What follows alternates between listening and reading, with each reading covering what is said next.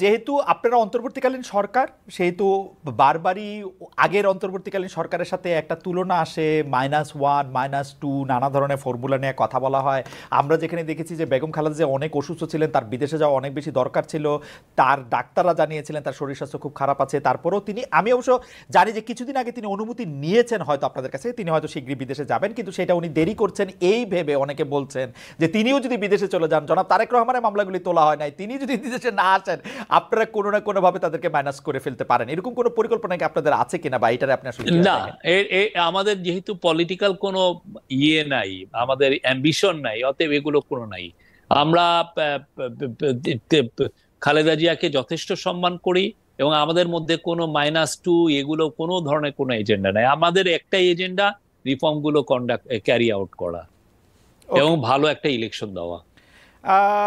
আচ্ছা, এই সরকারের 100 দিন উপলক্ষে জাতির উদ্দেশ্যে যে ভাষণ দেওয়ার ক্ষেত্রে প্রধান উপদেষ্টা বলেছেন এই সরকারকে ব্যর্থ করার জন্য, অকার্য করার জন্য আমরা বিশাল অর্থে বিশ্বব্যাপী দেশের প্রতিটি এবং দেশের প্রতিটি স্থানে প্রতিটি জায়গায় এক ধরনের মহাপরিকল্পনা দেখার কথা তিনি বলছেন।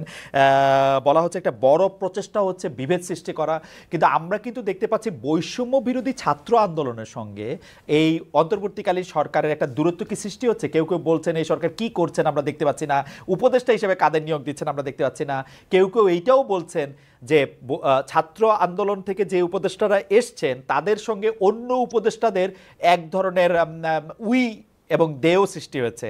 আপনি এই ভিন্নতাগুলির ক্ষেত্রে আপনি আসলে কি মনে করেন, এর জন্য আওয়ামী লীগের ষড়যন্ত্র কিভাবে কাজ করছে সেটি কেমনে মনে করেন? আমি মনে করি যে আমি তো 14টা ক্যাবিনেট মিটিং এ ছিলাম, হুম হুম আমি তো দেখেছি যে তারা খুবই একটা ভালো টিম। হুম আমি তো কোনো কারোর মধ্যে বৈরিতা বা কেউ দূরত্ব তৈরি হয়েছে কারোর মধ্যে, এটা আমার কাছে ইয়ে হয় না। আমি মোটামুটি প্রত্যেকটা মিটিং এই থাকি, দেখি তো খুবই দে আর এ ভেরি গুড টিম।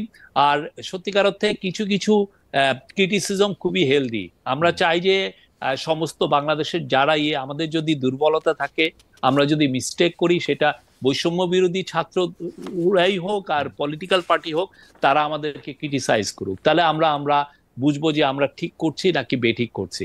আর এটার মানে এই না যে সে আমার থেকে দূরে চলে গেল, কারো সাথে আমাদের দূরত্ব নেই। আমরা মনে করি পলিটিক্যাল পার্টি বা বৈষম্য বিরোধী ছাত্র আন্দোলন সবই আমাদের অংশীজন, হুম। এটা নিয়ে আমাদের কোনো ধরনের কোনো দূরত্ব নাই। ওকে। আমরা খুবই রাইট অন ট্র্যাক আছি, এবং আমি মনে করি যে আমরা আমাদের লক্ষ্যে খুব স্থির আছি।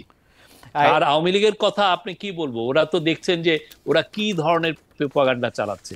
আমরা বলেছি যে 44 জন পুলিশ মারা গেছে, তো সেখানে ওরা মিথ্যাচার করছে যে 3000 পুলিশ মারা গেছে।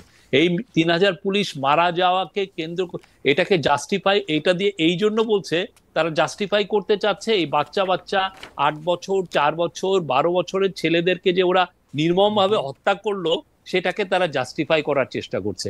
আমরা যারা যারা পুলিশ মারা গেছে তাদের লিস্ট দিয়ে দিয়েছি, আপনারা যদি আরো কাউকে পান আমাদেরকে এনে দেখান যে ইনি মারা গেছে, ইনি ভয়ে কথা বলছেন না, নিয়ে আসেন, ওকে। আমরা বলছি তো। আচ্ছা। হ্যাঁ, আচ্ছা। কিন্তু এই লোকগুলোকে আপনারা ভয়াবহ রকমের এই যে যে মিথ্যাচার এইটার জন্য করার জন্য তারা মিলিয়ন্স ডলার ছাড়ছে, হুম। এবং তাদের মিথ্যাচার এখন দেখা যাচ্ছে যে ইউএস পলিটিক্স এর মধ্যে না যেও এখানে না না হাজির না না, হচ্ছে।